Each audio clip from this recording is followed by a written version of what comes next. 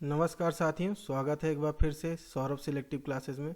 साथियों, जैसे कि एसएससी सीजीएल के एग्ज़ाम रनिंग में हैं और इनका एनालिसिस लेकर हम आपको इस चैनल पर पूरा एनालिसिस मिलेगा, जिसमें आज हम शुरुआत कर रहे हैं 1 दिसंबर के ऑल शिफ्ट के जीके एंड करंट अफेयर्स के क्वेश्चंस की। और ये पूरा जो एक एक पल पल के लिए अपडेट के लिए आप हमारे चैनल के साथ जुड़ सकते हैं। हम इसमें एसएससी सीजीएल से संबंधित सब ऑल शिफ्ट के यहाँ पे जीके और करंट अफेयर्स के क्वेश्चंस लेके आएंगे, पूरा एनालिसिस लेके आएंगे। तो चलिए आज का हम वीडियो शुरुआत करते हैं और 1 दिसंबर के पूरे शिफ्ट के हम क्वेश्चंस देखते हैं। तो आज का पहला क्वेश्चन है, साहित्य अकादमी पुरस्कारों में कितनी नगद राशि दी जाती है? तो साहित्य अकादमी पुरस्कारों में 1 लाख रुपए की नगद राशि दी जाती है।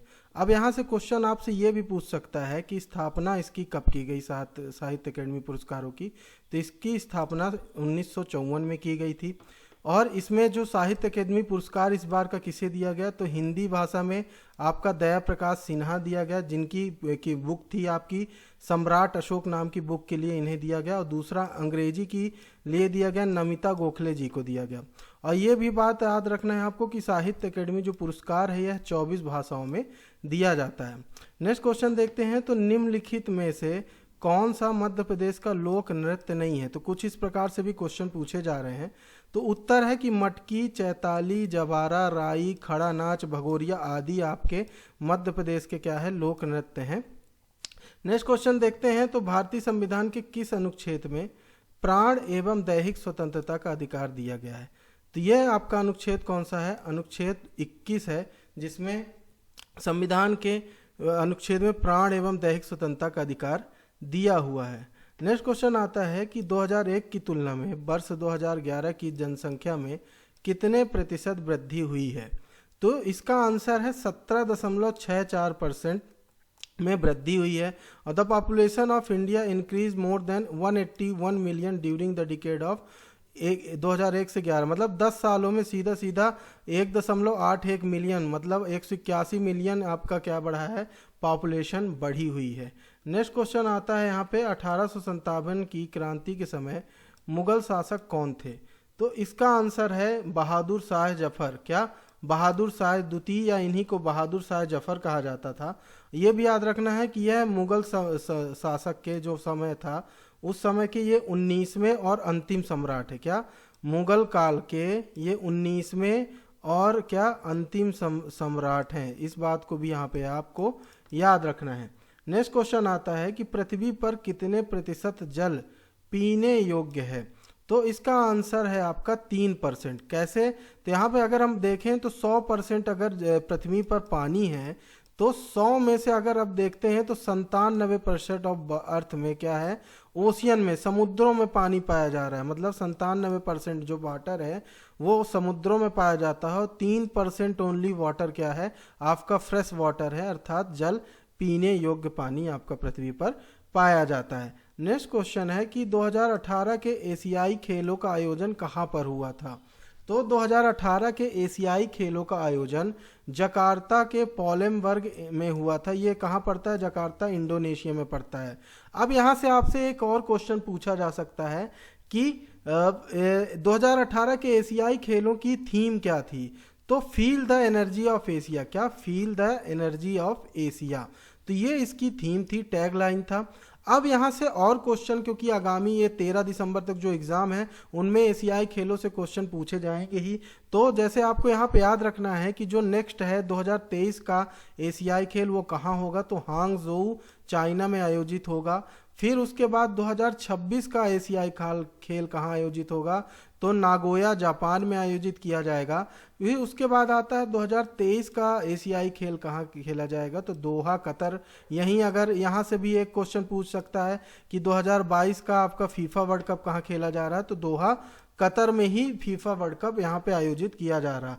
फिर उसके बाद आता है 2034 का एशियाई खेल कहाँ खेला जाएगा, तो रियाद, सऊदी अरब में खेला जाएगा। एक साथ इसमें एशियाई खेलों में एक और चीज पूछा जा सकता है कि भारत ने एशियाई खेलों को कितने बार होस्ट किया है। तो आपको याद रखना है 2 बार होस्ट किया है। वह कौन कौन सा बार है? 1951 में किया है एक बार, और एक बार 1982 में। 2 बार एशियाई खेलों को यहाँ पर भारत ने होस्ट किया है। इस बात को भी यहाँ पे आपको याद रखना है। नेक्स्ट क्वेश्चन देखते हैं कि रक्षाबंधन का त्यौहार किस दिन मनाया जाता है।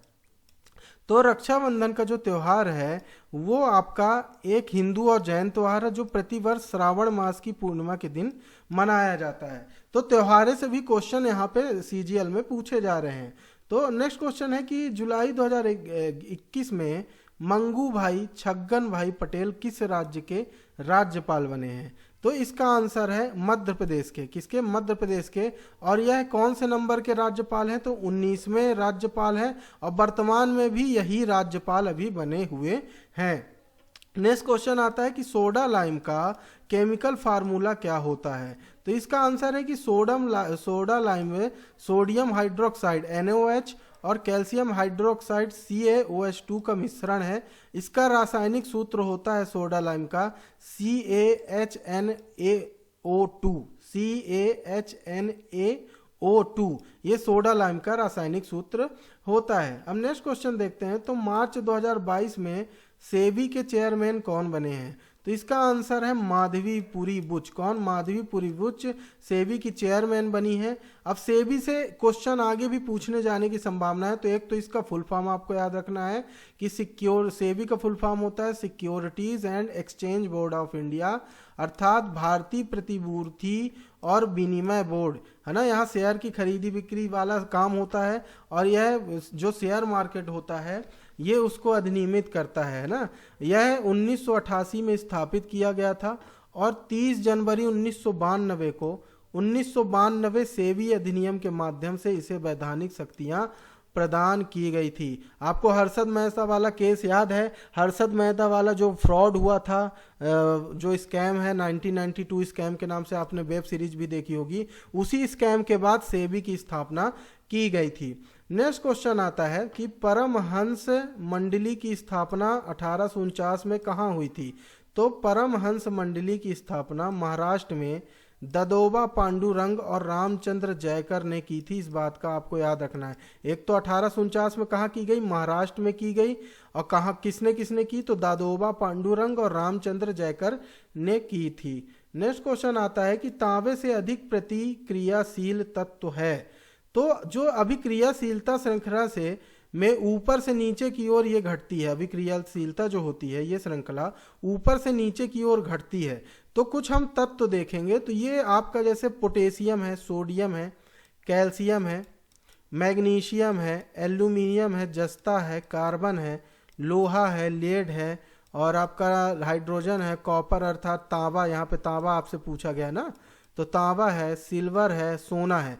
तो यहाँ पे देखिए जो सबसे अधिक प्रतिक्रियाशील तत्व है, तो यहाँ पे ये सोना जो है सबसे कम प्रतिक्रियाशील है।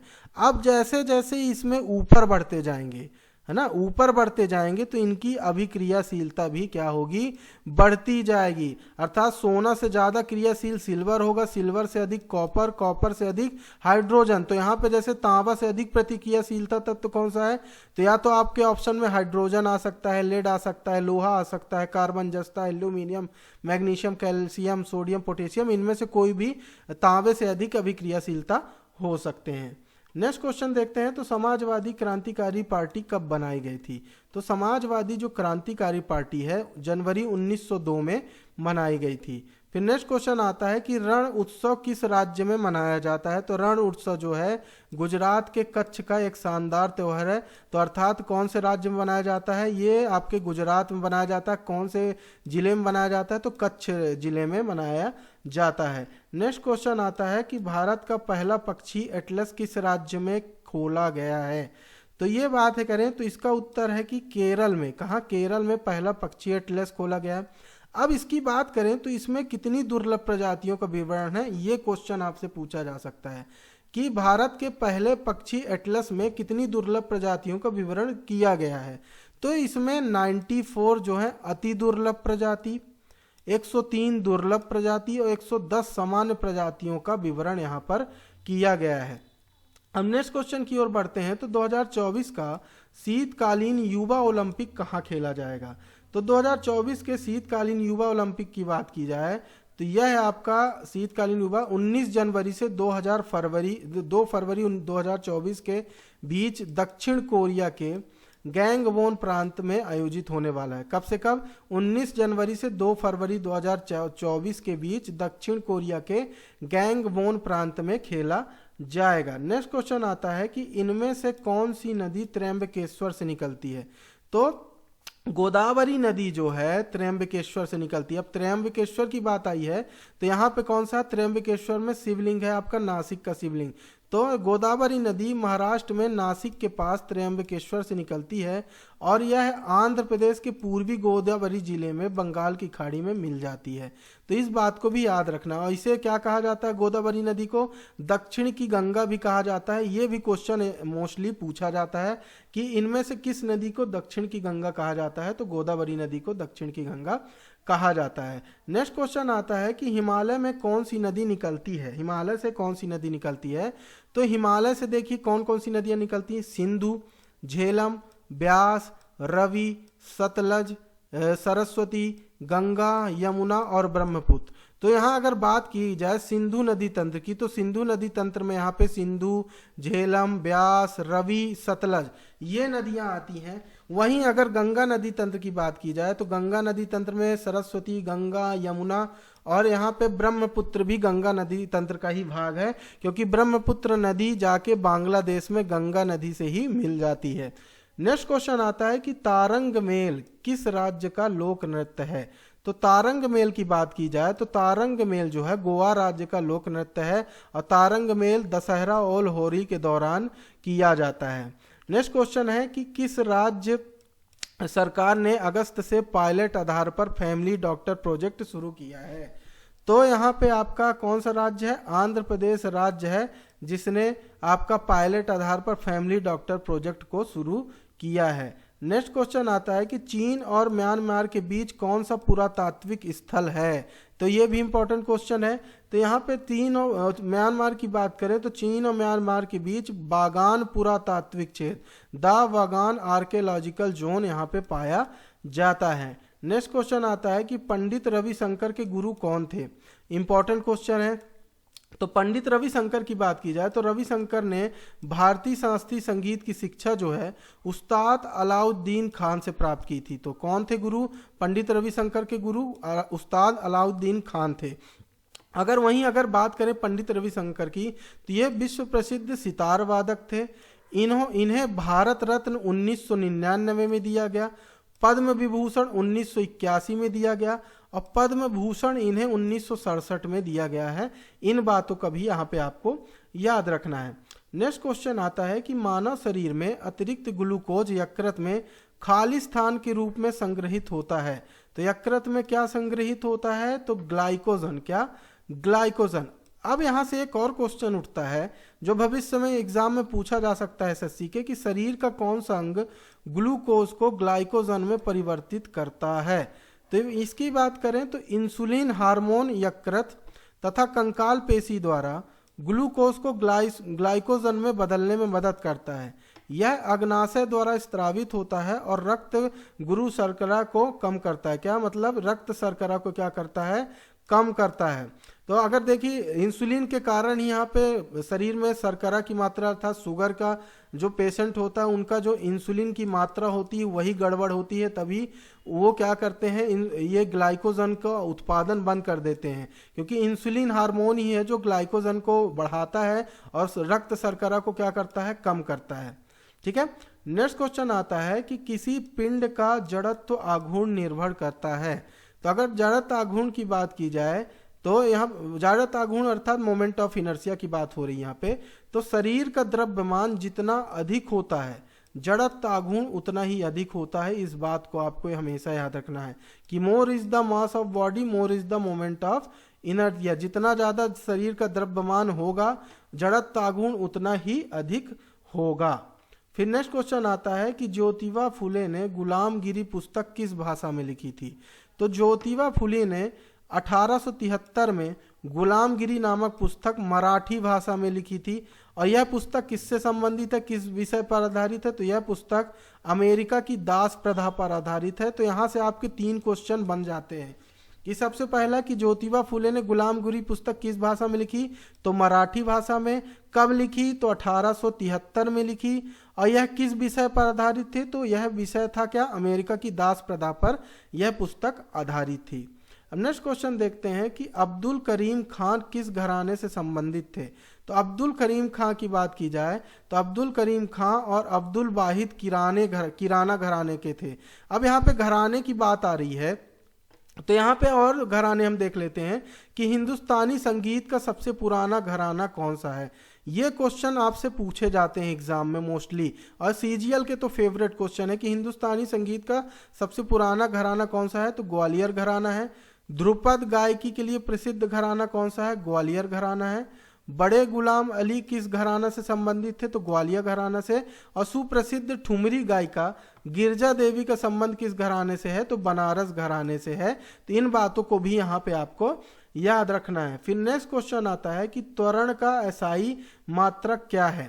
तो त्वरण की अगर बात करें तो सबसे पहले समझते हैं कि त्वरण क्या होता है। तो किसी वस्तु के वेग में परिवर्तन की दर को त्वरण कहते हैं। अर्थात जो वस्तु है कोई वेग में है, अर्थात रनिंग में है, तो उसके जो वेग में परिवर्तन की दर को हम क्या कहते हैं, त्वरण कहते हैं। इसका मात्रक जो होता है मीटर प्रति सेकंड स्क्वायर, एम मीटर प्रति सेकंड स्क्वायर होता है। तथा यह कौन सी राशि है, यह भी पूछता है सदिश राशि है कि अदिश राशि है। तो त्वरण जो है आपकी सदिश राशि है। फिर आपका नेक्स्ट क्वेश्चन देखते हैं हम कि निम्नलिखित में से किस राज्य ने इंदिरा गांधी शहरी रोजगार गारंटी योजना शुरू की। तो शहरों में रहने वाले गरीब और जरूरतमंद परिवारों को साल में 100 दिन का काम पर मांग के माध्यम से आर्थिक सहायता प्रदान करने के उद्देश्य से राजस्थान में इंदिरा गांधी शहरी रोजगार गारंटी योजना शुरू की गई। तो किस शहर में की गई, राजस्थान राज्य में ये योजना शुरू की गई है। नेक्स्ट क्वेश्चन आता है कि श्याम जी कृष्ण वर्मा के द्वारा इंडिया हाउस की स्थापना कहाँ की गई थी। तो श्याम जी वर्मा की बात करें तो श्याम जी वर्मा जी द्वारा लंदन में इंडिया हाउस की स्थापना की गई। और ये कौन थे श्याम जी कृष्ण जी वर्मा, तो ये क्रांतिकारी सेनानी थे, पत्रकार भी थे और साथ साथ क्या थे, वकील थे। और इन्होंने ही क्या की थी, इंडिया हाउस की स्थापना लंदन में की थी। तो ये आज के हमारे जो 1 दिसंबर की आपके जो एसएससी सीजीएल के ऑल शिफ्ट के मोस्ट इंपॉर्टेंट क्वेश्चन थे, जिन्हें हम लेकर यहाँ पे आपके सामने आए। अभी हम कुछ यहाँ पे पूरा शिफ्ट वाइज भी आपको यहाँ पे वीडियो मिल जाएंगे इस चैनल पे कि ऑल डे में जैसे 4 शिफ्ट हो रही तो 4 शिफ्ट के क्वेश्चन और फिर चारों शिफ्टों का एक कॉम्बिनेशन वीडियो यहाँ पे आपको मिल जाएगा। तो आप हमारे चैनल के साथ जुड़ सकते हैं, तो जिसमें आप एसएससी के यहाँ पे पल पर की खबर ले सकते हैं। जिससे अभी तो यहाँ पे पूरा एग्जाम का एनालिसिस, उसके बाद आपका इनके कट ऑफ की पूरी प्रोसेस हम यहाँ पे चैनल पर लाएंगे। साथ ही साथ रिजल्ट से संबंधित पूरी अपडेट इस चैनल पर आपको मिलती रहेगी। तो आप हमारे साथ जुड़ सकते हैं और इस तरह की वीडियो हम आपको प्रोवाइड कराते रहेंगे। हम जल्द ही इससे संबंधित नेक्स्ट वीडियो पर मिलते हैं। जब तक के लिए जय हिंद, जय भारत।